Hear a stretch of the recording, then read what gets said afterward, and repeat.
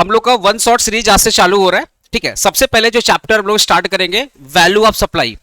Almost ये जो chapter है ये आपका 10 मार्क्स का चैप्टर है। ठीक है, थ्योरी और प्रैक्टिकल मिलाकर 10 मार्क्स चैप्टर है, ये मिनिमम है। ज्यादा से ज्यादा ये 15 नंबर का चैप्टर हो सकता है। ठीक है ना। कमेंट बॉक्स में आपको ये जो पीडीएफ है ये मैं कमेंट बॉक्स में पिन कर दूंगा, वहां से आपको टेलीग्राम चैनल पर आप जाएंगे और टेलीग्राम चैनल भाई सब्सक्राइब कर लेना। साथ ही साथ व्हाट्सअप में हेल्पिंग ग्रुप बना हुआ, तो उस हेल्पिंग ग्रुप में ज्वाइन हो जाना, बिकॉज जितने भी वीडियोस आएंगे वो सारे के सारे हेल्पिंग ग्रुप में आएंगे। ठीक है, नोट्स हो गए, वीडियो का लिंक हो गया, वीडियो किस टाइम पर अपलोड होगा, सब कुछ उस हेल्पिंग ग्रुप में रहेगा। ठीक है ना। तो व्हाट्सएप ग्रुप में ज्वाइन कर लेना भाई, पीडीएफ के लिए टेलीग्राम ज्वाइन कर लेना। ठीक है, डाउनलोड पीडीएफ का लिंक में तुमको यही वाला पीडीएफ दिखेगा। ओके, अगर तुमको क्वेश्चंस का पीडीएफ चाहिए, ठीक है ना, तो क्वेश्चंस का पीडीएफ भी मैं व्हाट्सएप ग्रुप में डाल दूंगा। वीडियो जिस दिन जब वीडियो अपलोड होगा उसके 4-5 घंटे के बाद क्वेश्चन का पीडीएफ मैं व्हाट्सएप ग्रुप में डाल दूंगा। ठीक है ना। और चलो टेलीग्राम में भी डाल दूंगा, तो टेलीग्राम में भी ज्वाइन करोगे तो valuation of supply question PDF बोल करके मैं डाल दूंगा, जो जो क्वेश्चन मैं इस पर्टिकुलर वन शॉट में कवर कर रहा हूँ। ठीक है ना। ठीक है, चलिए चैप्टर का नाम क्या है, वैल्यू ऑफ सप्लाई। ठीक है, देखो वैल्यू ऑफ सप्लाई का मतलब क्या होता है पहले समझना। वैल्यू ऑफ सप्लाई का मतलब क्या होता है, देखो क्या होता है ना, मान लो मैंने किसी को 1000 रुपया का अपना एक कोर्स बेचा और उस पर 18% का जीएसटी लगा दिया, तो गवर्नमेंट को कितना जीएसटी मिला, 180 रुपया। यहां पे गवर्नमेंट को कोई प्रॉब्लम नहीं है, क्यों? क्योंकि अभिषेक पांडे क्लासेस का मिनिमम फीस है 1000 रुपया, उस पर 18% का जीएसटी लग गया, तो गवर्नमेंट को कितना जीएसटी मिला, 180 रुपया। लेकिन प्रॉब्लम तब आ जाएगा जब मैं ये 1000 रुपया का वैल्यू घटा करके 100 रुपया कर दिया। क्यों? क्योंकि ये वाला क्लासेस हो सकता है मैंने अपने अंकल के बेटे को दिया, लेकिन मैं तो रेगुलर स्कीम लिया हूं। तो अगर आपको पता है 2 टाइप की स्कीम होता है, एक होता है ऑप्शनल, एक होता है रेगुलर। तो अगर आप रेगुलर स्कीम्स लेंगे तो आपको इनवॉइस देना कंपलसरी है। कंपोजिट जो स्कीम्स होती है ना, उसमें इनवॉइस देना ना देना खाली एक आपके लिए की कंडीशन है कि आप जहां पर बिजनेस करते हैं उस बिजनेस सामने आपको कंपोजिट टैक्सेबल पर्सन ये लिखना मैंडेटरी है। बाकी बुक्स ऑफ अकाउंट मेंटेन करना ना मेंटेन करना ये आपके ऊपर ऑप्शनल है, क्योंकि लोग कंपोजिट स्कीम इसलिए लेते हैं कि भैया बुक्स ऑफ अकाउंट का झमेला नहीं रखना है। लेकिन अगर आप रेगुलर स्कीम से ले लेंगे तो हर एक एडमिशन पे हमें इनवॉइस तो देना ही पड़ेगा, बिकॉज रेगुलर स्कीम में मैंडेटरी होता है इनवॉइस देना। एक स्टूडेंट को देना पड़ेगा, एक खुद रखना पड़ेगा, एटलीस्ट 2 तो देना ही पड़ेगा।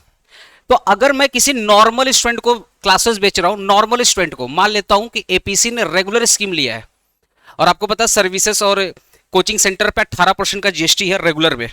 तो मान लो एपीसी ने रेगुलर स्कीम लिया है, तो अगर मैं किसी नॉर्मल स्टूडेंट को क्लासेस बेचा तो इस 1000 पे कितना परसेंट लगाऊंगा, 18%। तो गवर्नमेंट को जीएसटी कितना मिलेगा, 180 रुपया। बट हो सकता है मेरे अंकल हैं, पापा के दोस्त, उनका बेटा आ गया एडमिशन लेने के लिए। ठीक है, अब एडमिशन अगर मैंने लिया, मुझे इनवॉइस तो देना पड़ेगा। तो मैंने क्या किया, इनवॉइस 100 रुपया का बनाया। इनवॉइस कितने का बनाया, 100 रुपया का बनाया, और उस पर 18% का जीएसटी लगा दिया। तो गवर्नमेंट को कितना मिल गया, 18 रुपया मिल गया। गवर्नमेंट को लॉस हो रहा है कि नहीं लॉस हो रहा है, गवर्नमेंट लॉस हो रहा है। ठीक है, अब मैंने अंकल का एग्जांपल दिया जस्ट तुमको समझाने के लिए कि अंकल मेरे क्या है, एक रिलेशन में आ रहे हैं। बट बिजनेस में क्या होता है ना, एक रिलेटेड पार्टी का कॉन्सेप्ट होता है। जैसे एक ब्रांच दूसरे ब्रांच से ट्रांजेक्शन्स कर रही है, ठीक है ना, या जो डायरेक्टर्स हैं हो सकता है आपस में ट्रांजेक्शन करें, मतलब किसी भी टाइप के ट्रांजेक्शन अगर रिलेटेड पार्टी के अंदर में आएंगे। अब मैं रिलेटेड पार्टी अगर पढ़ाने जाऊंगा तो बहुत बड़ा कॉन्सेप्ट आ जाएगा, बट मैं सिंपली बता रहा हूं, रिलेटेड पार्टी बीच में अगर ट्रांजेक्शन होता है तो कंपनीज क्या करती हैं, जीएसटी को का मतलब बोल सकते चोरी करने के लिए वो क्या करती है, वैल्यू को कम दिखाती है। और जब वैल्यू कम दिखाएंगे तो उस पर टैक्स भी कम बनेगा। अब सोचो 1000 रुपया का वैल्यू था, इस पर 18% का जीएसटी लगता तो गवर्नमेंट को कितना मिलता, 180। लेकिन अगर मैं यही कोर्सेस अपने किसी रिलेटिव को बेचूंगा तो 1000 ना दिखाकर कितना दिखाऊंगा, 100 रुपया, तो गवर्नमेंट को कितना मिलेगा, 100 पे 18% कितना मिलेगा, 18 रुपया। तो गवर्नमेंट को तो अच्छा खासा नुकसान हो गया। इसीलिए जो रिलेटेड पार्टीज होते हैं ना, इनका जो कैलकुलेशंस होता है वो इस चैप्टर में नहीं है, वो इस चैप्टर में नहीं है। यहां पे हम लोग वैल्यू ऑफ सप्लाई ऐसे लोगों का सीख रहे हैं जो रिलेटेड पार्टी के नहीं है। क्योंकि रिलेटेड पार्टी में क्या होता है ना, आपको वैल्यू को बढ़ाने का अलग प्रोसेस है, आपको वैल्यू क्या करना पड़ेगा, बढ़ाना पड़ेगा। क्योंकि रिलेटेड पार्टी में लोग क्या करते हैं, वैल्यू को कम दिखाते हैं, और जब वैल्यू कम दिखाएंगे तो जीएसटी भी कम मिलेगा। 1000 पे 18% कितना होता है, 180, और 100 पे 18% कितना होगा, 18, तो value come GST come. That is why government बोलती नहीं भैया, हम वैल्यू ऑफ सप्लाई उसी को मानेंगे जहां पर कुछ कंडीशंस होगा, जहां पे क्या होगा, कुछ कंडीशंस होगा। जैसे अगर दो पार्टी बीच में ट्रांजैक्शन हो रहा है, अगर दो पार्टी बीच में ट्रांजैक्शन हो रहा है, तो ये जो ट्रांजैक्शन है, मतलब ये जो दो पार्टी है, ये आपस में रिलेटेड नहीं होने चाहिए, तब ये वैल्यू ऑफ सप्लाई का पार्ट बनेगा। इसमें सेक्शन 15 सबसेक्शन 1, सेक्शन 15 सबसेक्शन 1 आया सामने। अगर दो पार्टी मान लो एक्स और वाई हैं, एक्स और वाई आपस में ट्रांजैक्शन कर रहे हैं, और एक्स और वाई दोनों आपस में रिलेटेड नहीं है, तब तो ये वैल्यू ऑफ सप्लाई का पार्ट बनेगा। बट अगर ये एक्स और वाई आपस में रिलेटेड है, तो ये वैल्यू ऑफ सप्लाई का पार्ट नहीं बनेगा। इसके लिए हम लोग अलग सेक्शंस फॉलो करते हैं, अलग प्रोविजन फॉलो करते हैं। पर तुम्हारे सिलेबस में नॉन रिलेटेड पार्टी का बात किया गया, रिलेटेड पार्टी का बात नहीं किया गया। ठीक है, याद रखिएगा वैल्यू ऑफ सप्लाई में दो कंडीशन है। पहला कंडीशन है, दो पार्टी के बीच में कोई भी रिलेशन नहीं होना चाहिए, एक्स और वाई दोनों बीच में कोई रिलेशन नहीं होना चाहिए। अगर रिलेशन हो गया, अगर रिलेशन हो गया तो ये वैल्यू ऑफ सप्लाई का पार्ट नहीं बनेगा। ये होगा कंडीशन 1। कंडीशन 2 क्या बोलता है, एक्स ने सामान बेचा तो वाई को पेमेंट करना पड़ेगा, एक्स ने सामान बेचा तो वाई को पेमेंट करना पड़ेगा। अगर वाई कैश नहीं देता है, NFT, RTGS, UPI, online payment नहीं करता है, मतलब ना तो कैश दिया ना ऑनलाइन पेमेंट दिया, एक्स ने क्या किया, सामान के बदले सामान दिया, मतलब एक्स ने सामान दिया, मान लो एक्स ने चिप्स दिया, वाई ने बिस्किट दिया, तो सामान के बदले क्या हो गया, सामान। That is called barter system. ये भी तो होता है, बड़े बड़े देश करते हैं। हमारा इंडिया और ईरान के बीच में बार्टर सिस्टम आज ही फॉलो होता है। ईरान देखा जाए ज्योग्राफिकल पॉइंट ऑफ व्यू से हमारे लिए बहुत इंपॉर्टेंट है, क्योंकि ईरान से हम पेट्रोल लाते हैं सस्ता में, बदले में पेमेंट नहीं करते, बदले में सामान दे देते हैं। तो हमारा डॉलर का डिमांड वाला, डॉलर का बीच का प्रॉब्लम नहीं आता, क्योंकि ईरान देता है पेट्रोल, हम उसको क्या देते हैं, सामान। जैसे दुबई, दुबई से भी हम पेट्रोल लाते हैं, तो कुछ पेमेंट करते हैं और कुछ गेहूं चावल ये सब दे देते हैं दुबई को, तो सामान के बदले क्या हो गया, सामान। तो अगर बार्टर सिस्टम है, अगर बार्टर सिस्टम फॉलो हो रहा है, तब तो ये वैल्यू ऑफ सप्लाई का पार्ट नहीं बनेगा। तो वैल्यू ऑफ सप्लाई का पार्ट तभी बनेगा जब एक्स और वाई, मान लो दो पार्टी हैं, दोनों आपस में रिलेटेड नहीं है। एक्स ने सामान बेचा, वाई ने पेमेंट किया, या तो कैश में पेमेंट किया या तो ऑनलाइन के पेमेंट किया, यूपीआई, आरटीजीएस, एनएफटी, आईएमपीएस, किसी भी थ्रू। तो अगर ये दो कंडीशन फुलफिल हो गया, अगर ये दो कंडीशन, तब जाकर के वैल्यू ऑफ सप्लाई का पार्ट बनेगा, सेक्शन 15 सब सेक्शन 1 का पार्ट बनेगा, अदरवाइज नहीं बनेगा। तो कितने कंडीशन है, पहला बताओ। इसमें टोटल 3 ही सेक्शन पढ़ना है, section 15 sub section 1, section 15 sub section 2, section 15 sub section 3। Section 15 sub section 1 को ऐड करेंगे सेक्शन 15 सब सेक्शन 2 के साथ, और माइनस करेंगे सेक्शन 15 सब सेक्शन 3 के साथ। मतलब क्या, ये देखो टोटल 3 सेक्शन है, section 15 sub section 1, section 15 sub section 2, section 15 sub section 3। ठीक है, तो ये दोनों ऐड होंगे और ये क्या होगा, माइनस होगा। दिस इज द फॉर्मेट, यही पूरा फॉर्मेट है। तो मैं तुमको ये इग्नोर करना है, इस पढ़ने नहीं, सिलेबस में नहीं है। ठीक है, तो यही दोनों 3 सेक्शन है, ये दोनों सेक्शन आपस में क्या होंगे, ऐड होंगे, और सेक्शन 15 सब सेक्शन 3 क्या होगा, माइनस होगा। ठीक है, तो अभी मैं क्या आपको क्या पढ़ा रहा हूं, 1।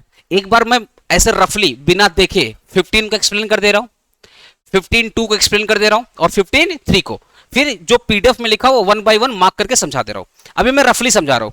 सेक्शन 15 सबसेक्शन 1 क्या बोलता है कि आपका ट्रांजैक्शनल वैल्यू ऑफ सप्लाई तभी बनेगा जब दो पार्टी आपस में कोई रिलेशन नहीं रखते हैं, और साथ ही साथ जो दोनों में ट्रेड हो रहा है, जो ट्रांजैक्शंस हो रहे हैं, उस ट्रांजैक्शन के बदले में 100% पेमेंट आना चाहिए, या तो कैश के थ्रू या ऑनलाइन के थ्रू।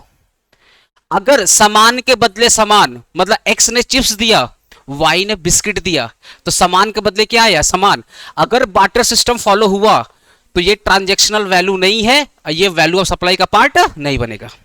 ये भी हो सकता है, ये भी हो सकता है एक्स ने चिप्स दिया, एक्स ने वाई को क्या बेचा, चिप्स, ठीक है, वाई बदले में पता क्या दिया, कुछ कैश दिया और कुछ बिस्किट दिया, मतलब कैश प्लस काइंड। तो अगर कैश प्लस काइंड नहीं आएगा, 100% कैश या 100% ऑनलाइन, या कुछ कैश या कुछ ऑनलाइन चलेगा, मतलब पैसा मॉनेटरी टर्म्स में आना चाहिए, काइंड नहीं होना चाहिए। तो सेक्शन 15 सब सेक्शन वही बोलता है कि कोई भी ट्रांजैक्शन वैल्यू ऑफ सप्लाई का पार्ट तभी बनेगा जब दो पार्टी आपस में कोई भी रिलेशन नहीं रखते हैं, और जो पेमेंट हो रहा है, जो दोनों में एक्सचेंज हो रहा है, तो कोई बेच रहा है और कोई खरीद रहा है, तो जो खरीदेगा वो जो पेमेंट करेगा वो 100% मॉनेटरी टर्म्स में पेमेंट करेगा। तो मान लो एक्स ने चिप्स बेचा 1 लाख रुपए का, तो वाई का धर्म बनता है 1 लाख रुपया का चेक दे दे, या 1 लाख रुपया का यूपीआई कर दे, या 1 लाख रुपया का ऑनलाइन पेमेंट कर दे, या 1 लाख रुपया का कैश कर दे, कुछ भी करे पर पेमेंट मॉनेटरी टर्म्स में होना चाहिए। ऐसा नहीं 50,000 रुपया कैश अब 50,000 रुपया का काइंड, ऐसा नहीं, पूरा 100 का 100% मॉनेटरी टर्म्स में वैल्यूएशन होना चाहिए। ये बात कौन बोलता है? अरे बात कौन बोलता है? मैं बोल रहा हूं या सेक्शन 15 सबसेक्शन 1 बोल रहा है? सेक्शन 15 सबसेक्शन 1 बोल रहा है, ठीक है, ओके। अब बात करते हैं सेक्शन 15 सबसेक्शन 2। यहां पे ना कुछ ऐसे खर्चे हैं जिसको बोला गया कि वैल्यू ऑफ सप्लाई में ऐड करो। सेक्शन 15 सब सेक्शन 1 क्या बोलता है?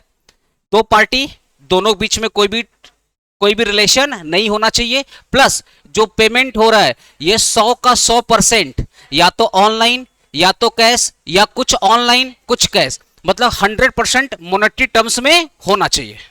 ये बस सेक्शन 15 सबसेक्शन 1 बोलता है, ठीक है।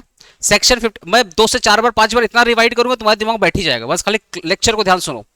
सेक्शन 15 सबसेक्शन 2 क्या बोलता है? सुनो, बोलो कुछ ऐसे खर्चे हैं जिसको आप वैल्यू ऑफ सप्लाई में ऐड करोगे, कुछ ऐसे खर्चे हैं जिसको आप वैल्यू सप्लाई में ऐड करोगे, मतलब some expenditure are the part of transactional value, और यही ट्रांजैक्शनल वैल्यू किसका पार्ट बनेगा? वैल्यू ऑफ सप्लाई का। तो क्वेश्चन आ रहा सर कौन कौन से खर्चे? पहला, जो खर्चा सप्लायर का था, ठीक है ना, उसको बायर ने पे कर दिया।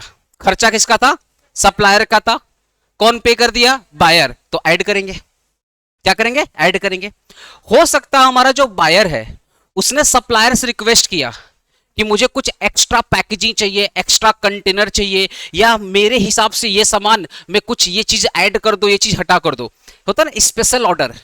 तो अगर बायर ने कुछ रिक्वेस्ट किया है सप्लायर को कि ये सामान हमारे हिसाब से बनाओ, तो बायर के रिक्वेस्ट पर जो भी खर्चा हुआ है वो सारा का सारा खर्चा हम लोग ऐड करेंगे।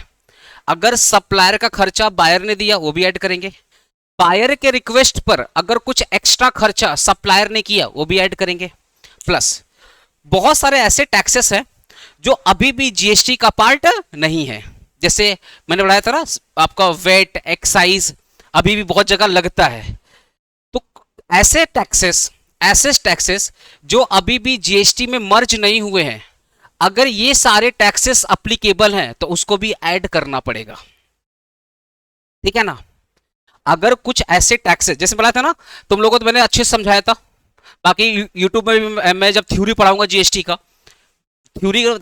ना थ्योरी का एक सिंगल वीडियो आएगा जिसमें मैं 2017 से लेकर के 2025 का लगभग 7 से 8 साल का पूरा जीएसटी का थ्योरी सिंगल वीडियो पढ़ाऊंगा।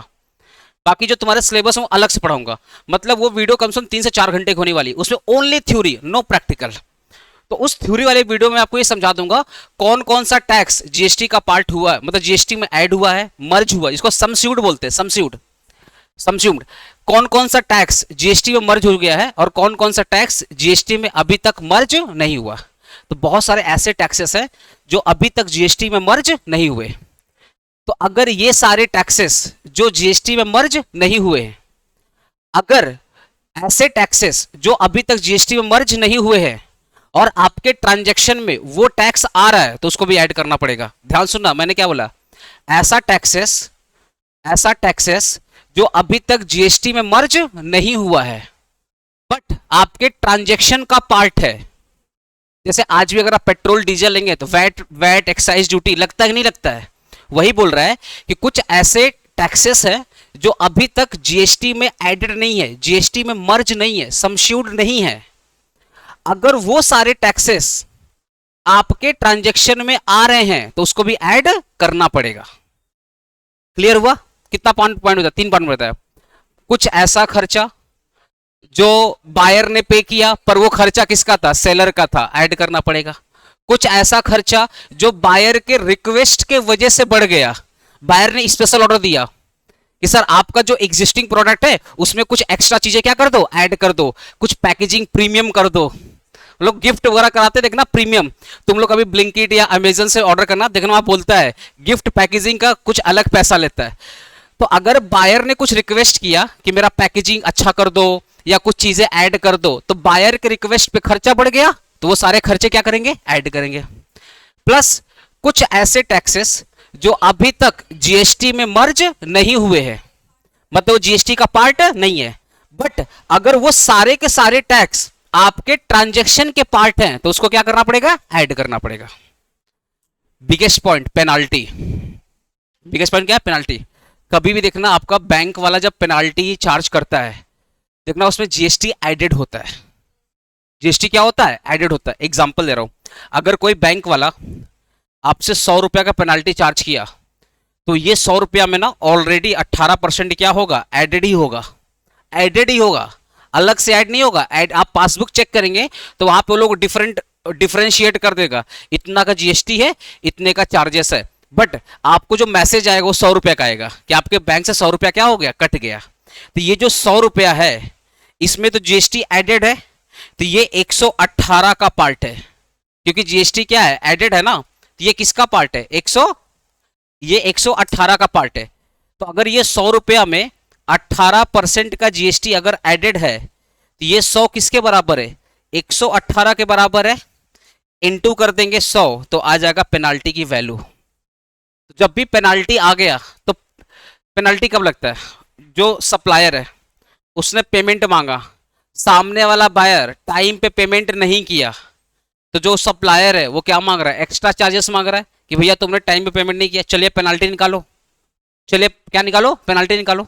ठीक है, तो मान लो हमारा जो सप्लायर है वो 100 रुपया का पेनाल्टी लिया, तो इस पेनाल्टी में क्वेश्चन बोले या ना बोले समझ जाना, इसमें ऑलरेडी जीएसटी क्या है? एडेड है। तो मान लेते जीएसटी है 18%, एज्यूम कर लेते हैं। तो भैया 100 रुपया का कॉस्ट है, 18% का जीएसटी है, तो ये कितना हो गया? 118। इसका मतलब जो भी पेनाल्टी चार्ज किया गया है वो 118 के बराबर है। अगर 100 रुपया में मान लो इसको 1000 कर लो, ज्यादा समझ, मान लो 1000 रुपया का पेनाल्टी है और ये 1000 रुपया में 18% एडेड है, तो ये जो 1000 है ये 118 के बराबर होगा, बिकॉज इस 1000 में 18% ऑलरेडी एडेड है, तो ये 118 के बराबर होगा। तो इनटू कर देंगे 100 तो आ जाएगा पेनाल्टी का वैल्यू। तो अगर क्वेश्चन में पेनाल्टी दिया रहेगा तो ऐड कर देना, लेकिन डायरेक्ट अमाउंट मत ऐड कर देना। मान लो क्वेश्चन में दिया है पेनाल्टी 1000 रुपया, तो याद रखना उसमें जीएसटी एडेड है, तो सिंपली एक वर्किंग बनाना, 1000 डिवाइडेड बाई 118, अगर जीएसटी मान लो 12% है तो 1000 डिवाइडेड बाई 112 इंटू कर देना 100, कुछ नहीं बोलता तो 18%, तो 1000 डिवाइडेड बाई 118 इंटू कर दोगे 100, आ जाएगा पेनाल्टी का वैल्यू। Happy photo. तो चलो 15(1) सेक्शन बस खत्म होने वाला। सेक्शन 15 सबसेक्शन 1 क्या बोल रहा है कि भैया दो पार्टी अगर आपस में रिलेशन नहीं रखते हैं तो वैल्यू ऑफ सप्लाई का पार्ट बनेगा, साथ ही साथ जो पेमेंट हो रहा है वो 100 का 100% मॉनेटरी टर्म्स में पेमेंट होना चाहिए, या तो ऑनलाइन या तो कैश, सामान के बदले सामान नहीं चाहिए, कुछ कैश और कुछ काइंड नहीं चलेगा, 100 का 100% ऑनलाइन पेमेंट या 100 का 100% कैश। ठीक है, ओके। सब 15 सबसेक्शन 2 क्या बोलता है? बहुत सारे ऐसे खर्चे हैं जो वैल्यू ऑफ सप्लाई में ऐड करेंगे। जैसे पहला खर्चा, ऐसा खर्चा जिसने बायर ने पे किया पर वो खर्चा किसका था? सप्लायर का था, ऐड करना पड़ेगा। ऐसा खर्चा जो बायर के रिक्वेस्ट के वजह से बढ़ गया, ऐड करना पड़ेगा।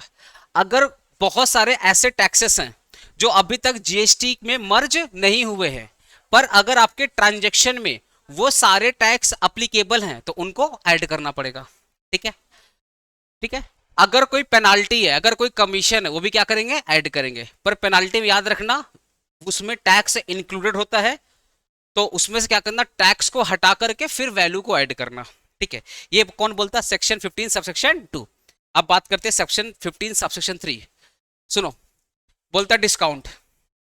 जो हमारा सप्लायर है, ये जब भी सामान बेचता है या सामान को बेचने के लिए, तुम लोग इकोनॉमिक्स पढ़ा है कि प्राइस अगर कम करेंगे तो डिमांड क्या होगा, बढ़ेगा। तो सप्लायर लोग क्या करता है ना, एट ए टाइम डिस्काउंट देता है। तो अगर क्वेश्चन में आपको प्री डिस्काउंट दिया रहेगा, प्री डिस्काउंट और पोस्ट डिस्काउंट अभी पढ़ाऊंगा डिटेल में, प्री और पोस्ट क्या होता है। अगर प्री डिस्काउंट रहेगा तो माइनस कर देना, पोस्ट डिस्काउंट रहेगा तो माइनस कर देना, ट्रेड डिस्काउंट रहेगा तो माइनस कर देना। ठीक है, अगर प्री डिस्काउंट रहेगा माइनस, पोस्ट रहेगा तो माइनस, ट्रेड रहेगा तो माइनस। अब ये प्री पोस्ट क्या होता है पढ़ाऊंगा अच्छे से। तो आपको ओवरऑल समझ में आया ये 3 सेक्शन। इसमें बिना देखे बोलो तो टोटल कितने सेक्शन है, 3 सेक्शन है। सेक्शन 15 सबसेक्शन 1, सेक्शन 15 सबसेक्शन 2, दोनों को ऐड करेंगे और सेक्शन 15 सबसेक्शन 3 को माइनस करेंगे, आ जाएगा हमारा value of supply. Simple. Section 15 subsection 1 क्या बोलता है, एक्स और वाई दो पार्टी हैं, अगर दोनों आपस में रिलेटेड है तब तो ये वैल्यू ऑफ सप्लाई का पार्ट नहीं बनेगा। अगर आपस में रिलेटेड नहीं है तो बन सकता है, लेकिन एक कंडीशन और है, अगर एक्स ने बेचा है सामान तो वाई को पेमेंट करना पड़ेगा, और वाई को 100% मॉनेटरी टर्म्स में पेमेंट करना पड़ेगा, या तो कैश या तो ऑनलाइन। सामान बदले सामान नहीं हो सकता, कुछ सामान कुछ कैश नहीं हो सकता, 100% आपको पेमेंट करना पड़ेगा, ऑनलाइन या तो कैश। ये बोलता सेक्शन 15 सबसेक्शन 1। फिर सेक्शन 15 सबसेक्शन 2 क्या बोलता, कुछ ऐसे खर्चे उसको ऐड करना है, वो सारे खर्चे भी देख लेंगे। फिर सेक्शन 15 सबसेक्शन 3 क्या बोलता, बहुत सारे डिस्काउंट सप्लायर देता है, बहुत सारे डिस्काउंट सप्लायर देता, वो सारे के सारे डिस्काउंट सप्लायर को क्या करेंगे, माइनस करेंगे। तुम लोग अगर जो पेड वाले बच्चे हैं जो क्लास देख रहे हैं, अगर तुम लोग वीडियो देखा होगा तो उसमें बहुत डिटेल में मैंने एक चीज़ को एक्सप्लेन किया। But is it not possible, it is not possible कि आईटीसी वाला कैलकुलेशन भी इसे समझाया जाए। इसमें मेनली तुमको मेन मेन चीज़ में समझा रहा हूँ, ठीक है ना, आया बात सबने। तो आपको सिंपली जो सेक्शन 15 सबसेक्शन, देखो ना, सेक्शन 15 सबसेक्शन 1 तो समझ में आ गया होगा। जैसे एग्जांपल देख लो, एक्स और वाई आपस में रिलेटेड है, क्या सेक्शन 150 सबसेक्शन 1 अप्लाई होगा, नहीं अप्लाई होगा। एग्जांपल 2 देख लो, एक्स ने चिप्स बेचा वाई को, बट ये रिलेटेड नहीं है, बट वाई ने कुछ कैश दिया और कुछ गिफ्ट दिया। तो गिफ्ट क्या होता, काइंड।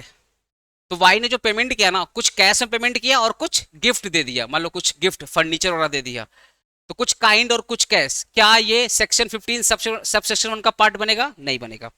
अब मैं इसकी बात करते हैं, एक्स ने चिप सेल किया, वाई ने कोल्ड ड्रिंक बेच दिया।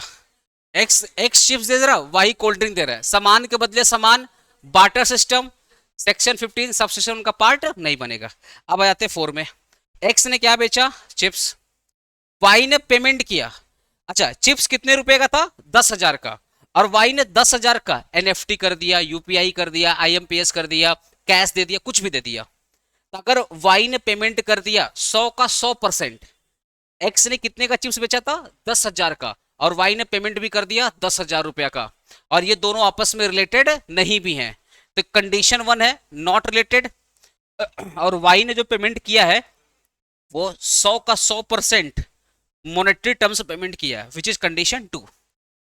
तो जहां पे दोनों कंडीशन फुलफिल हो गया, जहां पे दोनों कंडीशन फुलफिल हो गया, ये सेक्शन 15 सबसेक्शन 1 का पार्ट होगा, मतलब ट्रांजेक्शन वैल्यू का पार्ट होगा। तो याद रखिएगा, both condition must satisfy. Condition 1 क्या है, both party not be related, पहला कंडीशन।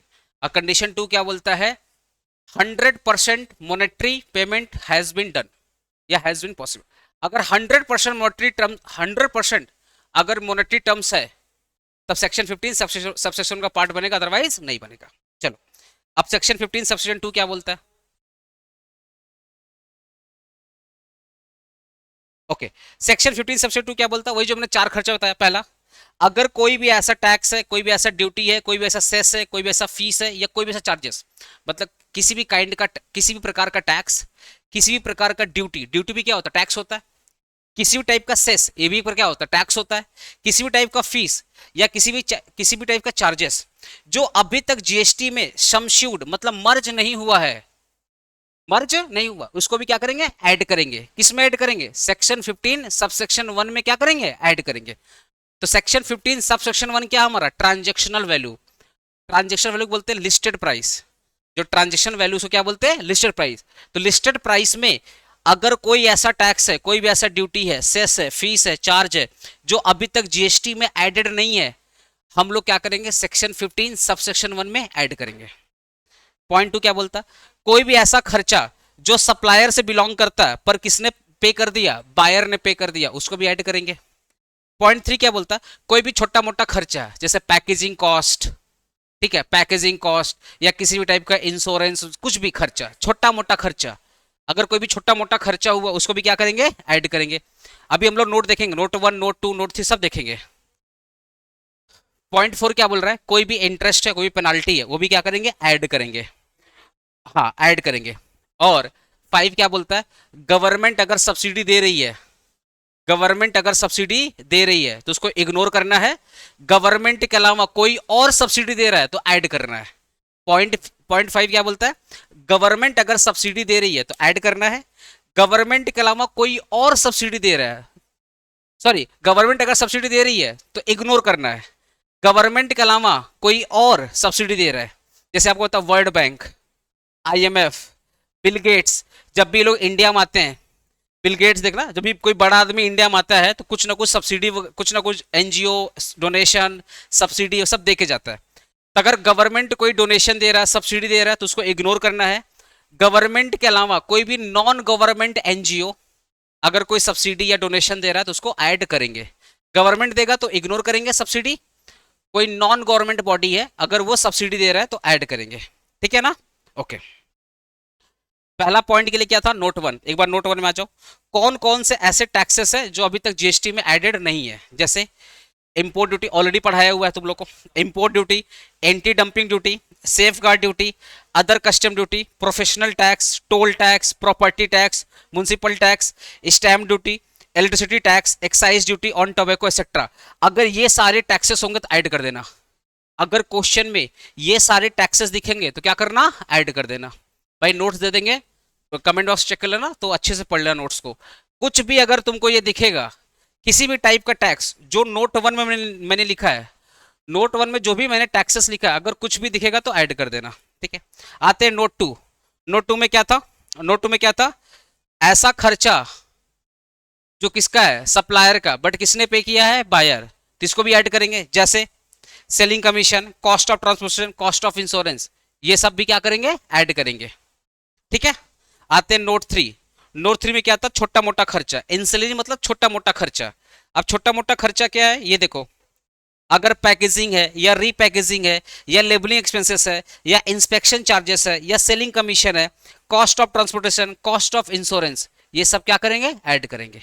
मतलब सिंपल बताऊं, कोई भी खर्चा अगर तुमको दिखेगा तो ऐड कर देना, या तो वो नोट 2 का पार्ट होगा और नहीं तो नोट 3 का पार्ट होगा। तुमको इतना दिमाग लगाना ही नहीं है, सब ऐड करेंगे, सब ऐड। मतलब कोई भी खर्चा अगर हुआ है, चाहे बायर के द्वारा किया गया है या सेलर, मतलब जो जब प्रोविजंस बनते हैं ना, तो प्रोविजन में अलग अलग बात बोलते हैं। एक जगह बोलता है ऐसा खर्चा जो सप्लायर का था, बायर ने पे किया, ऐड करो। ऐसा खर्चा जो बायर का था, बायर ने पे किया, ऐड करो। अरे बोलना भाई, सारा खर्चा आप ऐड करना है, सिंपल बोलना, सारा खर्चा ऐड करना है, चाहे सप्लायर पे करे या बायर पे करे, सारा क्या करना पड़ेगा, ऐड करना पड़ेगा। ठीक है, नेक्स्ट आ जाते हैं नोट 4। नोट 4 में हमारा क्या है, इंटरेस्ट, पेनाल्टी, लेट फीस, ये सब, डिले पेमेंट।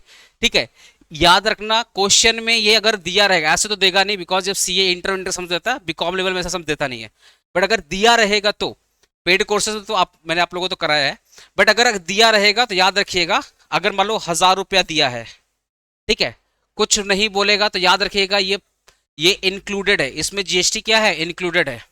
क्योंकि बैंक कभी भी पेनाल्टी या चार्ज करता है ना, उसमें जीएसटी एडेड रहता है उसमें। तो मान लेते जीएसटी 18% है, तो ये 1000 रुपया किसके बराबर है, इसमें एडेड है ना, तो ये 118 के बराबर है, इंटू कर दीजिएगा 100, तब आ जाएगा पेनाल्टी का वैल्यू।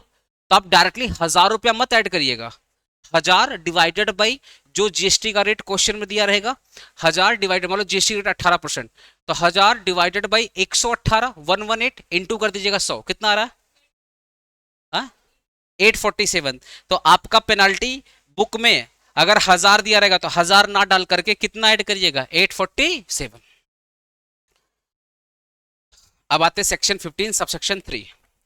सेक्शन 15 सेक्शन 3, ठीक है। कोई भी डिस्काउंट जैसे पहला दिया रहेगा बिफोर और eight the time of supply, ऐसा डिस्काउंट बिफोर और या एट द टाइम सप्लाई, जैसे जैसे अभी हम लोग भी जब भी कोर्सेज वगैरह लॉन्च करते हैं, ठीक है, ऑफर वगैरह पहले ही दे देते हैं। अगर आप एडमिशन लोगे तो हम लोग पहले ही ढिंडोरा पीट देते हैं यूट्यूब में आकर के या ग्रुप्स में टेलीग्राम में ढिंडोरा पीट देते हैं कि कोई भी एडमिशन लेगा तो 500 रुपये का डिस्काउंट है या बुक फ्री है या 20% डिस्काउंट है। तो सप्लाई करने से पहले ही मैंने आपको डिस्काउंट दे दिया। अरे आपने अभी तक एडमिशन नहीं लिया, तो जब तक आप एडमिशन नहीं लोगे तब तक क्या मैं सप्लाई दूंगा? नहीं। जब एडमिशन लोगे तभी तो मैं सप्लाई दूंगा। तो सप्लाई देने से पहले ही मैंने डिस्काउंट अनाउंस कर दिया है। इसको अपने बोलते हैं प्री सप्लाई। क्या बोलते हैं? Pre supply discount. तो कोई भी अगर प्री सप्लाई डिस्काउंट है तो क्या करेंगे? माइनस। क्या करेंगे? माइनस। ठीक है।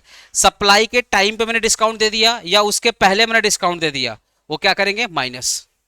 बहुत सारे बच्चे आते हैं क्लास लेने के लिए, सर आपका कोर्स कितना? रिकॉर्डिंग 1500, सर लाइव इंक्लूडेड है 1500 में, रिकॉर्डिंग प्लस लाइव इंक्लूडेड है, सर डिस्काउंट दे दो। चल ठीक है भाई, 200 रुपये का डिस्काउंट ले ले।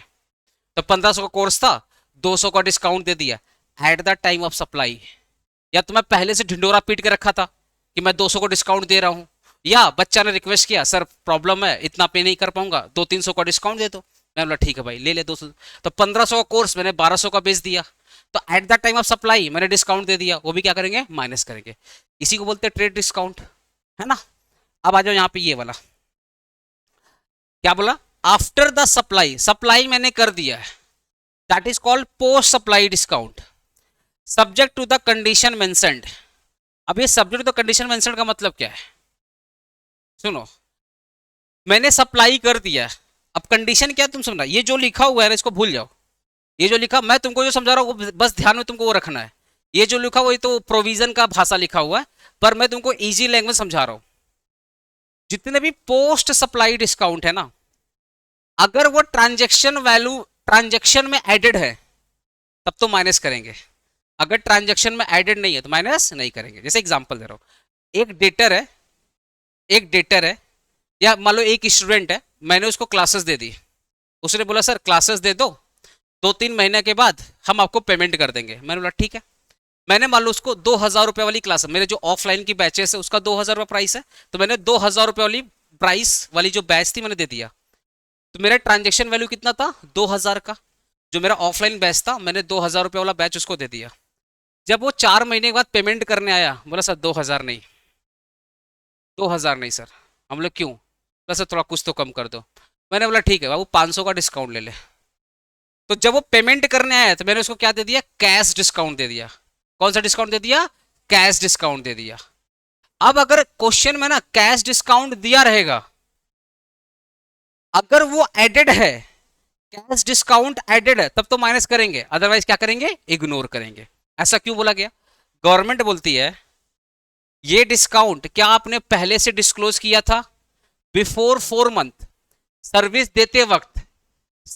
देते वक्त क्या आपने ये वाले डिस्काउंट मेंशन किया था? क्या नहीं मेंशन किया था? नहीं मेंशन किया था। अब सर्विस आपने दे दिया है, आके डेटर आपसे रिक्वेस्ट कर रहे हैं सर डिस्काउंट दे दो, डिस्काउंट दे दो। अब सोचो अगर गवर्नमेंट इसको अलाउ कर देगा तो गवर्नमेंट को कितना नुकसान हो जाएगा। मैं एक एग्जांपल दे रहा हूं, मैंने सारे बच्चों को, मैंने गवर्नमेंट पता क्या बोला? गवर्नमेंट मेरे पास आई हिसाब लेने, मैंने बोला मैं तो सारे स्टूडेंट को क्लासेस दे चुका हूं। बोला पेमेंट? हमने बच्चे तो पेमेंट 4 महीने बाद देंगे। बोला अच्छा ठीक है, 4 महीने के बाद पेमेंट बताओ। तो मैंने बोला सारा कोर्सेस का दाम 2000 है, ठीक है। तो गवर्नमेंट को क्या लग रहा है? अच्छा अभिषेक पांडे के पास मान लो 100 बच्चा पढ़ता है, तो 100 बच्चा इंटू 2000 रुपया कितना आएगा? 2 लाख रुपया। 2 लाख रुपया। तो गवर्नमेंट को लग रहा है कि अभिषेक पांडे का 2 लाख रुपया का रेवेन्यू होगा, उस 2 लाख पे 18% क्या चार्ज करेंगे? जीएसटी। अब सुनना, लॉजिक सुनना। मैंने गवर्नमेंट को बोला भैया मेरे पास 100 बच्चे हैं और मैंने उसको कितना 2000 करके सर्विस दिया है, तो मेरे को पेमेंट कितना मिलेगा? 2 लाख रुपया। तो गवर्नमेंट जीएसटी किस पर लगाएगी? 2 लाख पे, ठीक है। आफ्टर 4 मंथ जब गवर्नमेंट डिपार्टमेंट के लोग आ रहे हैं, तो मैंने बोला पता क्या बोला? हम बोले नहीं भैया ये जो सारे बच्चे हैं ना, ये सब एकजुट बना करके डिस्काउंट मेरे से ले लिए, 50% का डिस्काउंट ले लिए। तो भैया जो 2000 का कोर्स था वो कितने का हो गया, 1000। तो अब ये 100 को मल्टीप्लाई करेंगे 1000 से, तो गवर्नमेंट को कितना मिलेगा, 1 लाख रुपया मिलेगा। अरे हमको 1 लाख मिलेगा। तो अब गवर्नमेंट किसके ऊपर जीएसटी लगाने वाली थी, 2 लाख पे, लेकिन गवर्नमेंट अब किस पे जीएसटी लगेगी, 1 लाख रुपया। गवर्नमेंट को नुकसान हो रहा है नहीं नुकसान हो रहा है, अच्छा खासा गवर्नमेंट को लॉस हो रहा है। गवर्नमेंट बोलेगी नहीं भैया, जब तुम सप्लाई दिए थे क्या उस वक्त तुमने इस डिस्काउंट के बारे में बोला था क्या, नहीं ना। तो अब अचानक से तुम्हारा डिस्काउंट का कहां से बहाना आ गया, क्योंकि तुम बताओ इज इट पॉसिबल कि जीएसटी ऑफिसर सारे दुकान में जा जाकर शटर उठा करके बुक्स ऑफ अकाउंट को चेक करेंगे कितना उधारी पे क्या है, पॉसिबल है क्या, नहीं पॉसिबल है। तो गवर्नमेंट बोलता है eight the time of supply या बिफोर सप्लाई आपने जिस डिस्काउंट को रिकॉग्नाइज किया है हम उसी डिस्काउंट को मानेंगे। आपने सप्लाई कर दिया 6 मंथ के बाद, आफ्टर 6 मंथ अब आप बोल रहे हो डिस्काउंट डिस्काउंट। ये भी तो पॉसिबिलिटी है कि मैंने आप लोगों से 1000 लिया, पॉसिबिलिटी नहीं पॉसिबिलिटी है कि आप लोगों से मैंने कितना लिया 2000, और गवर्नमेंट को क्या दिखा रहा हूं, बच्चा तो डिस्काउंट ले लिया। अब क्या गवर्नमेंट आपके घर पे आके पूछेगी कि अभिषेक पांडे ने आपको डिस्काउंट दिया या नहीं दिया, इज इट पॉसिबल कि वो 100 बच्चे घर पे जाएगी। तो ये गवर्नमेंट ये टैक्स का चोरी हो सकता है नहीं हो सकता है, कि मैंने बच्चों से 2000 लिया, लेकिन गवर्नमेंट को पता क्या बोला कि बच्चे 4 महीने बाद आके पलट गए, बोले 2000 नहीं 1000 रुपया देंगे, 1000 रुपया देंगे, 50% का डिस्काउंट चाहिए। क्या गवर्नमेंट मेरी बातों पे क्या बिलीव करने वाली है, नहीं करेगी। तो जितने भी कैश डिस्काउंट वगैरह होते हैं ना जो सप्लाई देने के बाद आ रहे हैं, गवर्नमेंट एक ही चीज बोलता है अगर आपने पहले से डिस्क्लोज किया है तब तो हम मानेंगे, लेकिन आप पहले से डिस्क्लोज नहीं, क्योंकि अगर पहले से डिस्क्लोज कर दोगे तो प्री सप्लाई का पार्ट होगा, लेकिन अगर आप अचानक से डिस्क्लोज करोगे तो हम उसको नहीं मानेंगे, क्या करेंगे, इग्नोर करेंगे। एक चीज याद रखना, अगर ये कैश डिस्काउंट एडेड होगा तो क्या करेंगे, माइनस, अदरवाइज इग्नोर मारेंगे। समझ गया मेरी बात। तो यहां पे क्या क्या चीज बोला देखो, यहां पे after the supply subject to the condition, ठीक है। तो कंडीशन सिंपल वही बोला गया है, अगर कुछ एडेड होंगे तो माइनस करना पड़ेगा, अदरवाइज माइनस नहीं करना पड़ेगा, ठीक है। तो याद रखना क्या क्या चीज माइनस नहीं करना, क्वेश्चन बस यही आ रहा है क्या क्या चीज माइनस नहीं करना। जैसे टीसीएस अगर दिया रहेगा तो इग्नोर करना, माइनस मत करना, बट अगर टीसीएस एडेड है तो माइनस कर देना। अगर टीसीएस एक्सक्लूडेड है इग्नोर, टीसीएस इंक्लूडेड माइनस कर देना। ऐसे ही आपका स्टैगर्ड डिस्काउंट याद है, बाई मोर, अगर ज्यादा परचेज करोगे तो ज्यादा डिस्काउंट मिलेगा, ज्यादा परचेज करोगे तो ज्यादा डिस्काउंट मिलेगा, ठीक है। सेल नॉट बी इंक्लूडेबल, ठीक है, इसको भी क्या करना है, इग्नोर करना है। अगर पीरियोडिक या ईयर एंडेड डिस्काउंट रहेगा तो इसको भी क्या करना है, इग्नोर, ठीक है। सेकेंडरी डिस्काउंट मतलब कैश डिस्काउंट, इसको भी क्या करना है, इग्नोर। तो इन सब चीज को इग्नोर करना बस ध्यान में रखना है, ठीक है। टीसीएस को इग्नोर करना है, और क्या इग्नोर करोगे, स्टैगर डिस्काउंट, फिर पीरियोडिक या ईयर एंड डिस्काउंट, जिसको अपने बोलता है ना ये अरे क्लियरिंग डिस्काउंट बोलता है ना, हाँ क्लियरेंस सेल जो बोलते हैं, और एक और सेकेंडरी डिस्काउंट, ये भी क्या करना है, इग्नोर करना है, ठीक है। नो क्लेम बोनस डिस्काउंट दिया रहेगा तो इसको भी क्या करना है, इग्नोर करना है, ठीक है ना, ठीक है। अब आ जाओ, तुमको मैं सम्स कराने जा रहा हूं। सबसे पहले तुमको मैं क्वेश्चन कर रहा हूं, क्वेश्चन 7। पहले क्वेश्चन अच्छे समझना है, फिर अपने सॉल्यूशन देखेंगे। पहले क्वेश्चन 7, इग्नोर। लिस्टेड प्राइस कितना है, 1 लाख रुपया। तो ये मेरा क्या है, ट्रांजेक्शनल वैल्यू है, ये मेरा क्या है, ट्रांजेक्शन वैल्यू। तो ये मेरा क्या 1 लाख रुपया का है, ठीक है। इसमें बोला cost of primary packaging included है, ऑलरेडी लिस्टेड प्राइस या सेलिंग प्राइस में इंक्लूडेड है, मतलब ये 1000 रुपया ऑलरेडी इस 1 लाख रुपया में इंक्लूडेड है, तो क्या करेंगे, आईजी मतलब इग्नोर, क्योंकि अरे 1 लाख रुपया में ऑलरेडी पैकेजिंग चार्जेस एडेड है, तो फिर दोबारा क्यों ऐड करोगे। अगर ये एडेड नहीं होता तो ऐड करते, पर ये एडेड है तो इग्नोर मारो। फिर क्या बोल रहा है, cost of packaging at a buyer request, buyer ने रिक्वेस्ट किया कि मुझे एक्स्ट्रा पैकेजिंग चाहिए, और ये सेलिंग प्राइस मतलब इस 1 लाख रुपया में एडेड नहीं है, तो क्या करेंगे, ऐड करेंगे, सिंपल। फिर क्या बोल रहा है, subsidy receive from the government of West Bengal. दीदी ने सब्सिडी दिया था यह सुमिंदे बाबू, दादा ने दिया था। तो सेंट्रल गवर्नमेंट कोई भी रहे, गवर्नमेंट कोई भी रहे, स्टेट रहे या सेंट्रल, क्या करेंगे, इग्नोर। ठीक है, क्या बोल रहा है, subsidy receive from the West Bengal. अच्छा बोलो ना, अगर ये बोलता subsidy receive from the government of West Bengal included, अगर इंक्लूडेड होता तो माइनस करते, बट कुछ नहीं बोला मतलब क्या, एक्सक्लूडेड है, तो क्या करेंगे, इग्नोर। फिर क्या बोला, ट्रेड डिस्काउंट, ये क्या करेंगे, अरे ट्रेड डिस्काउंट क्या करेंगे, माइनस। ट्रेड डिस्काउंट क्या करेंगे, माइनस। ठीक है, फिर बोल रहा है आपका जो सेल प्राइस है उसमें जीएसटी इंक्लूडेड नहीं है।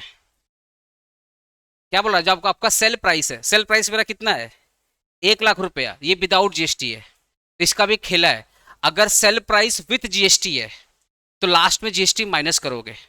अगर सेल प्राइस विदाउट जीएसटी, जैसे यहाँ पे बोला है ना, जैसे यहाँ पे बोला है सेलिंग प्राइस एक्सक्लूड जीएसटी, तो एक्सक्लूड है ना, तो इग्नोर मारो, इसको मारो, इग्नोर मारो,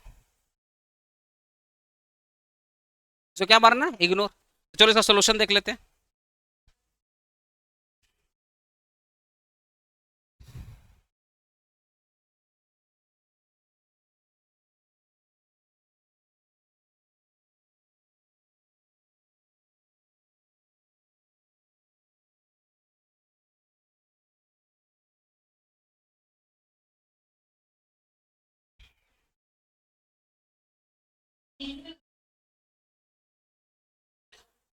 compute the value of taxable supply, लिखो यहाँ पे, कंप्यूट द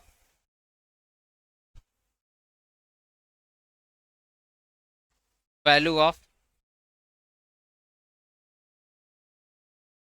टैक्सेबल सप्लाई।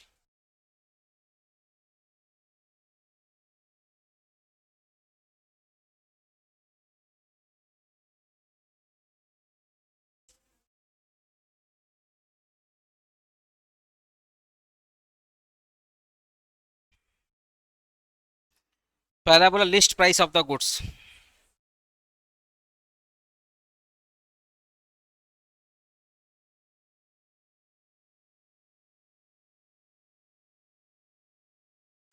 कितना, 1 लाख रुपया।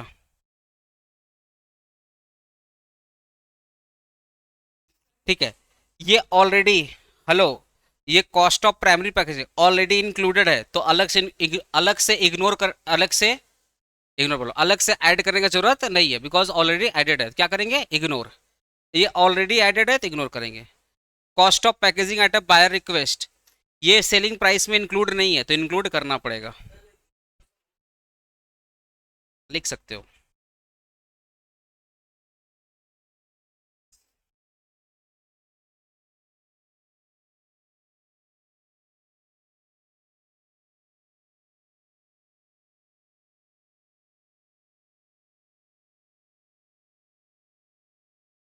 कितना है, 500 रुपये। सब्सिडी क्या करना है, इग्नोर, नील। तो सब्सिडी अगर लिखना है तो ऐसे लिख सकते हो, इसको ऐड करना है, ऐसे लिख सकते हो, subsidy from W B government, ऐसे करके नील कर सकते हो, ऐसे नील कर सकते हो, या ऐसे डैश कर सकते हो, जो भी कर रहा कर सकते हो। जिसको भी इग्नोर कर रहे हो ना उसका नाम लिख करके डैश कर देना, जिसको भी इग्नोर कर रहे हो उसका नाम लिख करके डैश कर देना। ट्रेड डिस्काउंट, ठीक है, लेस होगा,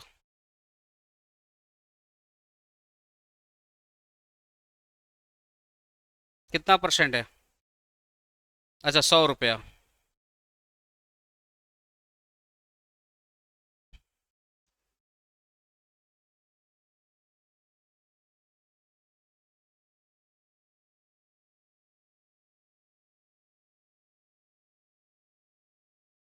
ये हो गया टैक्सेबल सप्लाई, ये हो गया टैक्सेबल सप्लाई।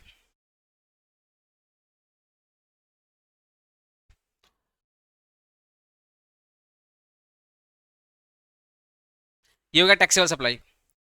अगर ये बोलता है कि जीएसटी लिस्टेड प्राइस में इंक्लूडेड है, तब तो जीएसटी माइनस करते हैं टैक्सेबल सप्लाई से, बट यहाँ पे बोला है जीएसटी क्या है, एक्सक्लूडेड है, तो इग्नोर मारेंगे।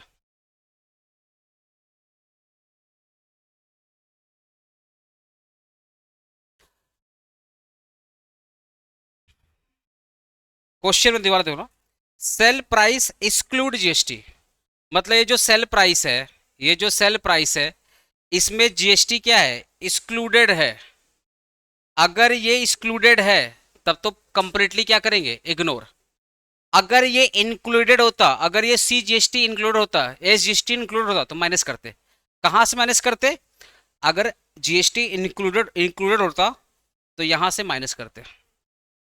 टैक्सेबल सप्लाईज क्या करते, माइनस करते जीएसटी, पर ऑलरेडी एक्सक्लूडेड है तो माइनस करने का जरूरत नहीं है, तो इग्नोर मारेंगे। अपने को वैल्यू ऑफ सप्लाई से मतलब, अपने को टैक्स से मतलब नहीं है। अगर सप्लाई 1000 रुपया का मेरा कोर्स का सप्लाई है, मेरा कोर्स का फीस कितना, 1000 रुपया, 18% जीएसटी लग गया उस पर, तो एक 1180 रुपया, तो सप्लाई 1180 है या सप्लाई 1000 रुपया है, ऑब्वियसली सप्लाई 1000 रुपया है। तो सप्लाई निकालने के लिए हमेशा टैक्स को हटाना पड़ता है। तो अगर टैक्स ऑलरेडी हटा हुआ है तो वेल एंड गुड, अगर नहीं हटा हुआ है, टैक्स इंक्लूडेड है, जैसे 1180, इसमें टैक्स 18% का इंक्लूडेड है, तो क्या करेंगे, माइनस करेंगे, तो आ जाएगा 1000 रुपया। तो वैल्यू ऑफ सप्लाई हमेशा बिफोर जीएसटी आएगा। ठीक है, अब इसी सप्लाई पे क्या लगता है, टैक्स लगता है, गवर्नमेंट चार्ज करती है। ठीक है,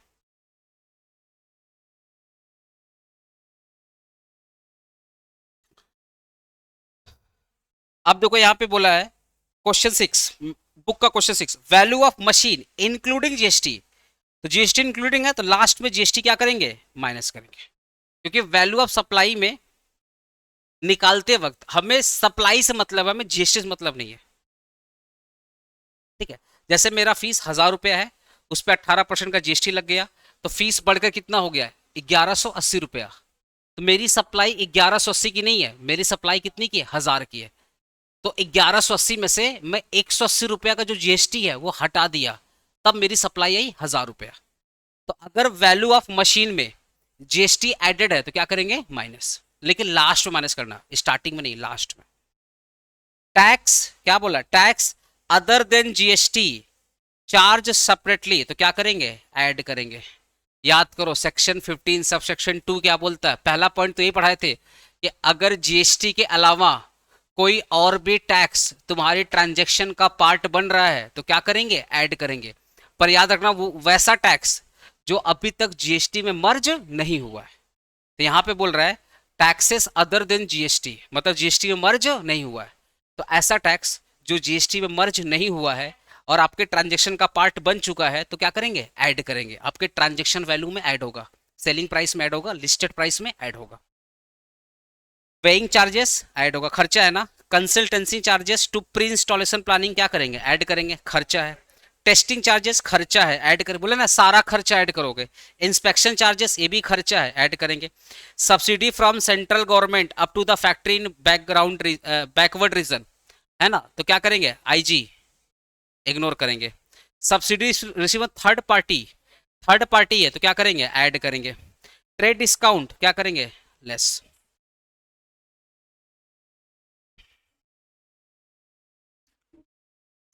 क्वेश्चन 6 का सॉल्यूशन देख लेते हैं। Question 6, computation of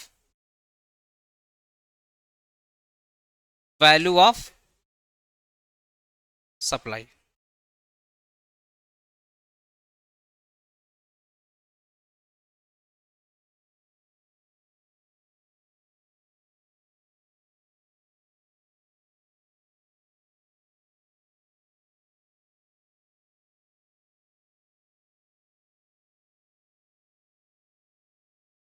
particular amount, amount बोला value of machine including GST, ये पूरा लिखना पड़ेगा। Value of machine, value of machine including GST at the rate of 18%। कितना है? 10 लाख रुपया।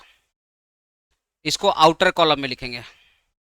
अब बहुत सारा खर्चा है तो सारा खर्चा एक जगह ऐड करेंगे, सारा लेस एक जगह पे। तो ऐड ऐड क्या क्या ऐड करना है? Taxes other than GST, taxes other than GST. कितना है भाई? 50,000 रुपया। तो इनर कॉलम में सारा ऐड करने वाला इनर कॉलम में, बाद में ऐड करके आउटर कॉलम में डाल देंगे। ठीक है।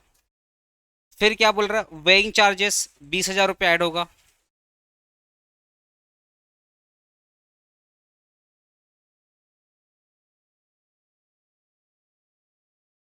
ऐड होगा। कंसल्टेंसी चार्जेस, एग्जाम में तुम लोग कोशिश करना पूरा लिखने का, बट मैं भी यहाँ कंसल्टेंसी चार्जेस लिख रहा हूँ। ठीक है, 30,000 रुपया। एग्जाम में कोशिश करना पूरा लिखने का। 30,000 रुपया। फिर बोला टेस्टिंग चार्जेस 20,000 रुपया।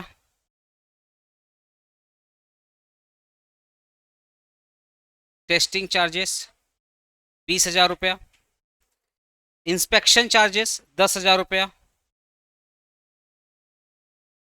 इंस्पेक्शन चार्जेस कितना है भाई? 10,000 रुपया। 10,000 रुपया। फिर सब्सिडी फ्रॉम सेंट्रल गवर्नमेंट, इसको नोट में डाल देंगे। इसको नोट में डाल देंगे। ठीक है। Subsidy from third party, subsidy from third party. Third party वाला ऐड करेंगे। थर्ड पार्टी वाला 50,000 का सब्सिडी ऐड करेंगे। गवर्नमेंट वाला सब्सिडी इग्नोर करेंगे। अगर गवर्नमेंट का सब्सिडी इंक्लूडेड है तो माइनस करेंगे, अदरवाइज इग्नोर। गवर्नमेंट का सब्सिडी अगर एक्सक्लूडेड है तब तो इग्नोर करेंगे, अगर गवर्नमेंट का सब्सिडी इंक्लूडेड है तो माइनस करेंगे।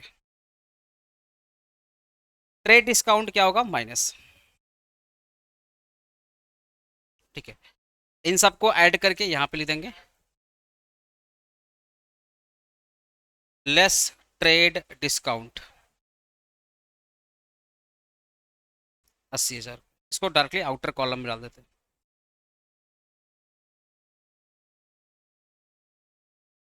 ठीक है।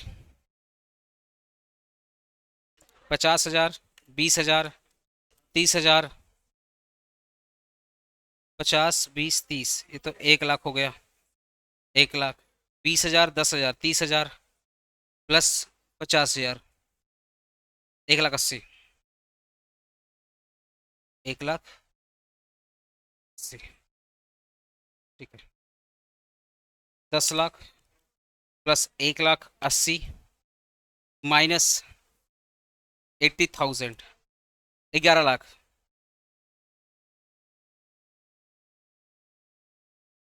ये हो गया आपका एसेसेबल वैल्यू।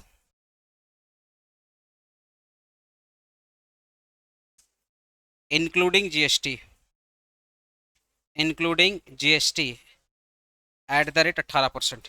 ये जो 11 लाख रुपए आया है ये एसेसेबल वैल्यू है इंक्लूडिंग जीएसटी। अब इसमें से क्वेश्चन में पहले ही बोल दिया है कि वैल्यू ऑफ मशीन में जीएसटी क्या है? एडेड है। तो हमें क्या करना पड़ेगा? लेस करना पड़ेगा। और कितना जीएसटी ऐड है? 18% जीएसटी ऐड है। तो लेस कर देंगे जीएसटी। ठीक है। तो जीएसटी वैल्यू कैसे आएगा? 11,118, 11 लाख डिवाइडेड बाई 118 इंटू कर देंगे 18। 11 लाख डिवाइडेड बाई 118 इंटू कर देंगे 18। तो 167, 797।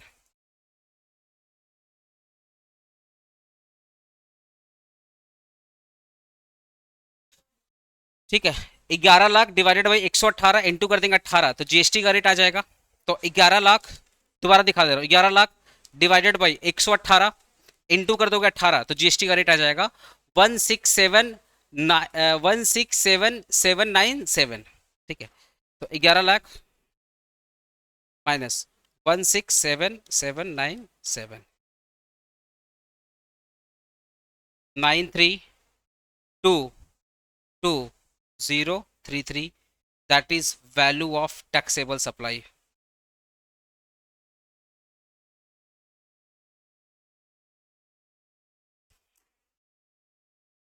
Value of taxable supply.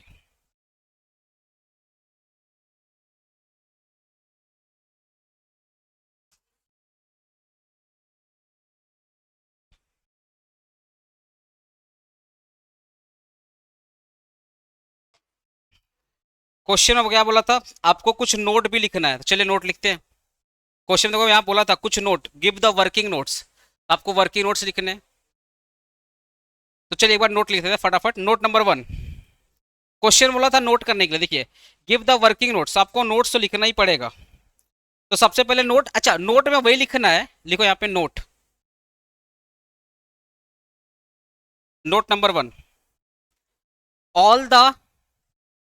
All the छोटा मोटा खर्चा जिसको बोलते हैं incidental, incidental, all the incidental expenses shall be added to the assessable value, to the assessable value, जिसको अपने शॉर्ट में एवी बोलते हैं। बोला जितना भी छोटा मोटा खर्चा है नोट में, जब बोलेगा ना give working note, working note में ही लिखना पड़ेगा ऑल द इंसिडेंशियल, छोटा मोटा खर्चा हम लोग एवी में ऐड करेंगे, एसेसेबल वैल्यू में ऐड करेंगे, ठीक है ना। All taxes other than GST, other than GST comma shall be added to the AV, AV का मतलब assessable value.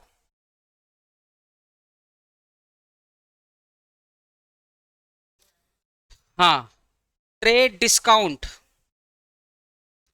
Trade discount allowed at the time of supply, trade discount allowed at the time of supply comma shall be excluded,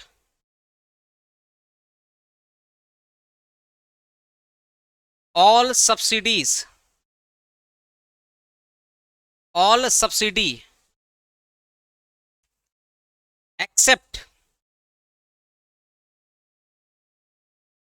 except government subsidy, except government subsidy comma shall be added। बस जब भी बोलेगा working में यही working लिखना है आपको, ये चार वर्किंग याद कर लो। गिव द वर्किंग यही लिखना है, क्या लिखेंगे, हाँ all the incidental expenses shall be added to assessable value, ठीक है। All the taxes other than GST shall be added to assessable value, ठीक है। ट्रेड डिस्काउंट, कौन सा trade discount, at the time of supply, post supply नहीं, post supply के बाद। मैंने एग्जांपल दिया था ना, 4 मंथ के बाद मैं स्टूडेंट से लिया 2000 रुपया और गवर्नमेंट को बोल रहा हूँ, गवर्नमेंट की सुनिए गवर्नमेंट, बच्चों ने 4 महीने के बाद डिस्काउंट मांग लिया, गवर्नमेंट बोला हमको नहीं पता, जिस दिन तुमने सर्विस दिया था उस दिन तुम्हारे इनवाइस प्राइस में क्या है, अगर 2000 है तो 2000 ही तुम्हारा वैल्यू ऑफ सप्लाई है, क्योंकि चोरी चमारी होने का चांसेस बहुत ज्यादा है, इसलिए पोस्ट सप्लाई डिस्काउंट हमेशा इग्नोर करना, गवर्नमेंट कभी इसको अलाउ नहीं करती है। Discount at the time of supply या discount before the supply, supply के पहले डिस्काउंट आपने ढिंडोरा पीट दिया, आओ सेल लगी है, कोई दिक्कत नहीं है, कोई दिक्कत नहीं है। या बेचते वक्त, सप्लाई देते वक्त आपने डिस्काउंट दिया, कोई दिक्कत नहीं है। पोस्ट सप्लाई अगर डिस्काउंट रहेगा तो इग्नोर करना, अनटिल एंड अनलेस अगर वो इंक्लूडेड है तो माइनस करना, अदरवाइज इग्नोर करना। लास्ट में क्या लिखोगे, all subsidy except government subsidy, सारा का सारा सब्सिडी ऐड करेंगे एक्सेप्ट गवर्नमेंट का सब्सिडी। अब अगर क्वेश्चन में आ गया, अब मान लो कोई स्टूडेंट है मेरा बात सुन गया कि सर ने बोला है कि गवर्नमेंट सब्सिडी को इग्नोर करना है, अब क्वेश्चन में लिखा हुआ है बड़ा बड़ा कि गवर्नमेंट सब्सिडी इंक्लूडेड, तो जब इंक्लूडेड है तो हटाना रे बाबा, इग्नोर तब करोगे जब वो एक्सक्लूडेड है, जब वो इंक्लूडेड है, जब वो इंक्लूडेड है तो माइनस करो, अगर वो एक्सक्लूडेड है तो इग्नोर करो। Question number 5।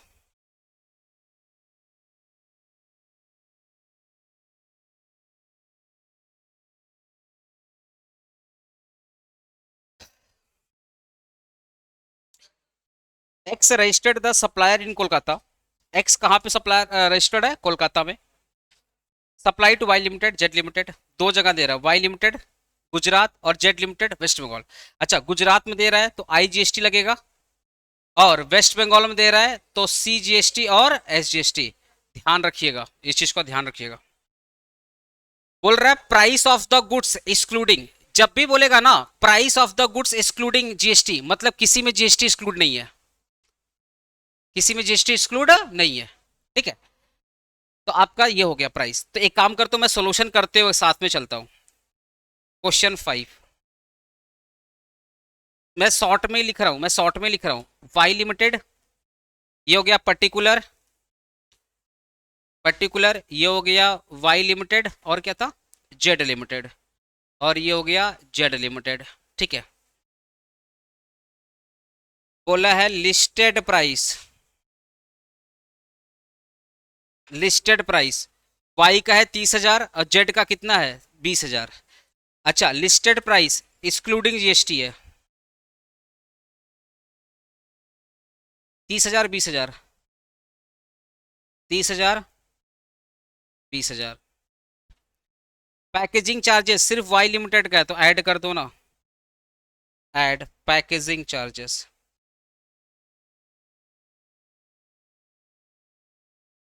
कितना है? 1600,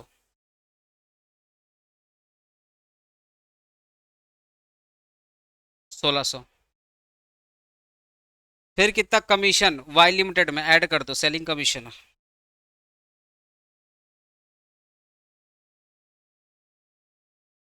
अच्छा, 3,000 था, नहीं 1400, 1400 सॉरी, 1400।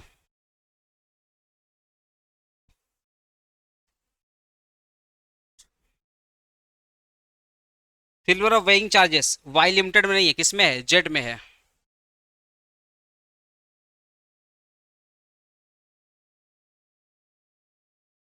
1600, 1400। ठीक है, कमीशन था 1400 रुपया।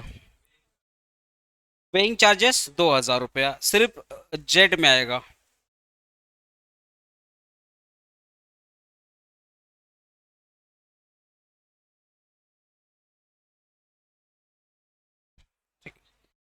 Discount for the prompt payment recorded in the invoice. बोल रहा है इनवॉइस में रिकॉर्डेड है, मतलब क्या? आपने गवर्नमेंट को पहले बता दिया था कि हम 2,000 का डिस्काउंट देंगे, तो क्या करेंगे? वो लेस करना पड़ेगा।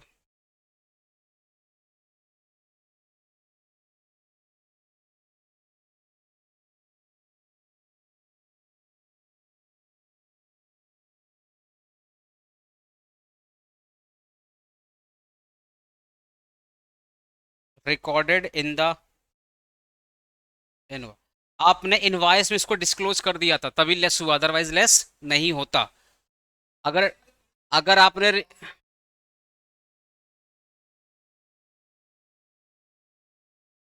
3,000 रुपया। आगे क्या बोल रहा, पढ़ता हूँ इसको, और कुछ नहीं, तो इसके काम करते पहले ये करते।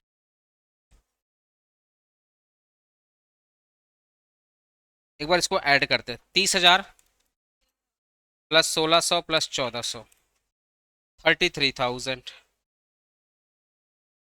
20,000 प्लस 2,000 माइनस 3,000, 19,000। ये हो गया एसेसेबल वैल्यू, एवी मतलब एसेसेबल वैल्यू एक्सक्लूडिंग जीएसटी।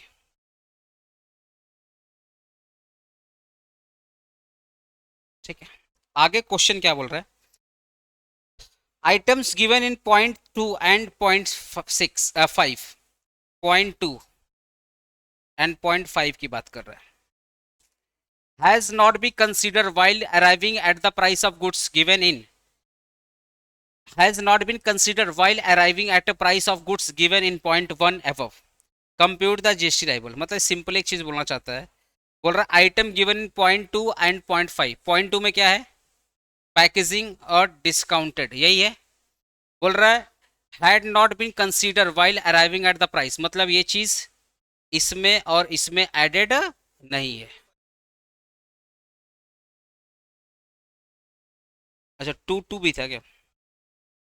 अच्छा, 2 to 5, मतलब ये बोलना चाहता है कि ये जितने भी खर्चे हैं, ये सारे खर्चे इसमें कंसीडर्ड नहीं है, इंक्लूडेड नहीं है, तभी तो ऐड किया गया। अगर इंक्लूडेड होता तो ऐड नहीं करते। ठीक है। फिर आपसे क्या बोल रहा है? Compute the GST, compute the GST liability. C GST अलग दिखाना पड़ेगा, एस जीएसटी अलग दिखाना पड़ेगा, आई जीएसटी अलग दिखाना पड़ेगा, एज द केस में भी। तो गुजरात वाले में दिखाएंगे आई जीएसटी, वेस्ट बंगाल वाले में दिखाएंगे सी जीएसटी और एस जीएसटी। ठीक है। Assume the tax rate to be under, पहला C GST 9%, S GST 9%, I GST 18%। यहां पे इसको क्लोज करो।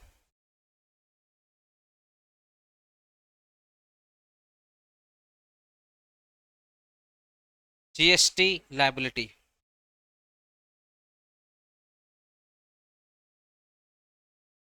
वाई लिमिटेड हमारा क्या है? वाई लिमिटेड हमारा गुजरात है, तो गुजरात में बनेगा आई जीएसटी। गुजरात में क्या बनेगा? I GST at the rate 18%। ठीक है, तो 33,000 का 18%, क्योंकि एक्सक्लूडिंग जीएसटी था। देखो, यहाँ पे एक्सक्लूडिंग जीएसटी था, इसलिए मल्टीप्लाई किए। अगर ये इंक्लूडिंग होता, अगर ये इंक्लूडिंग होता तो हम लोग 33,000 डिवाइडेड बाई 118 करते, इंटू 18 करते। बट क्वेश्चन एक्सक्लूडिंग बोला, इसलिए मल्टीप्लाई किए। तो 33,000 का 18%, 5940। अब दिखाएंगे C GST at the rate 9%, तो 19,000 का 9% कर दो। 19,000 का 9%, 1710। फिर S GST at the rate of 9%, 1710। ऐसे क्लोज कर देना। बस बस बस, बस ऐसे क्लोज कर देना।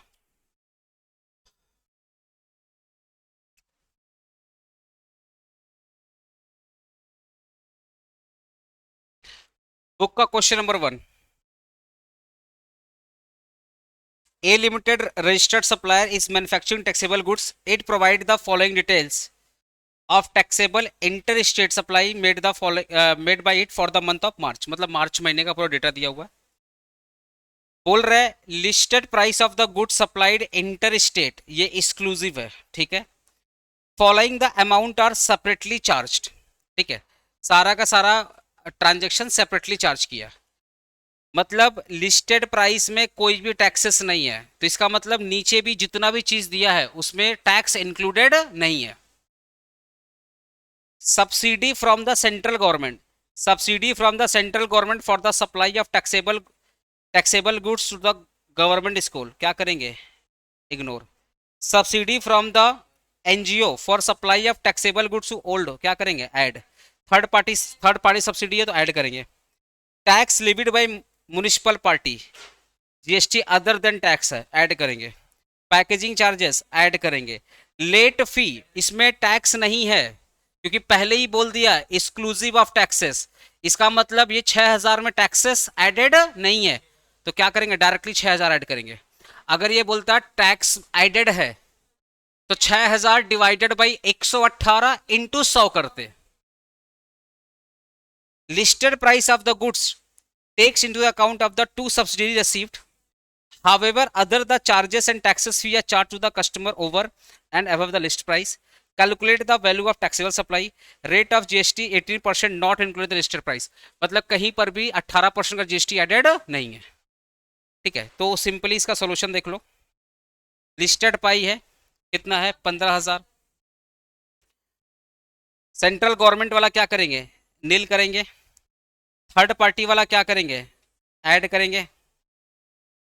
जो म्यूनसिपालिटी वाला देखो तो ये भी क्या करेंगे, ऐड करेंगे। ऐड पैकेजिंग चार्जेस, ये भी क्या करेंगे, ऐड करेंगे। लेट लेट फीस, ये भी क्या करेंगे, ऐड करेंगे। टोटल कितना आएगा, 15,91,000। That is your accessible value या वैल्यू ऑफ टैक्सेबल सप्लाई। इसी को बोलते हैं वैल्यू ऑफ टैक्सेबल सप्लाई। ठीक है, नोट ये पीडीएफ शेयर कर दूंगा, डाउनलोड पीडीएफ में रहेगा कमेंट बॉक्स में, तो वहां पे नोट तुम लोग पढ़ लेना। एक बार ये वाला क्वेश्चन देख लो, क्वेश्चन नंबर 2 बुक्स का। Value of supply 9,80,000, value of machine 9,80,000। ठीक है, invoice of value included the following. Invoice value include the following, ध्यान सुनिएगा। Testing charges, weighing charges, consultancy charges in relation to pre installation, inspection charges, taxes other than GST. ठीक है, other information, subsidy receive the central government for the setting of the factory, ये तो ignore होगा। Subsidy from third party, ये क्या करेंगे, add करेंगे। GST include in the above price 12%, सब में 12% जीएसटी इंक्लूडेड है। ठीक है, तो इसका सोल्यूशन देख लो। वैल्यू ऑफ मशीन कितना है, 9,80,000। अब एक चीज देखो, यहाँ पे क्या बोला था कि इनवाइस प्राइस में ये सब कुछ इंक्लूड है। देखो ना, invoice value include the following, कि जो अपना इनवाइस वैल्यू है 9,80,000, इस 9,80,000 में सब कुछ इंक्लूड है। जब सब कुछ इंक्लूड है तो दोबारा इंक्लूड करने का जरूरत क्या है। तो आंसर देख लो, value of machine 9,80,000, testing charge include था नील, वेइंग चार्ज ऐसे दिखा देना, वेइंग चार्ज इंक्लूड था नील, कंसल्टेंसी नील, इंस्पेक्शन नील, टैक्सेस अदर देन जीएसटी नील। फिर जो गवर्नमेंट का सब्सिडी था उसको क्या करेंगे, नील करेंगे, और जो थर्ड पार्टी वाला था उसको क्या करेंगे, ऐड करेंगे। तो 9,80,000 में ये 35,000 ऐड करेंगे, आएगा 10,15,000।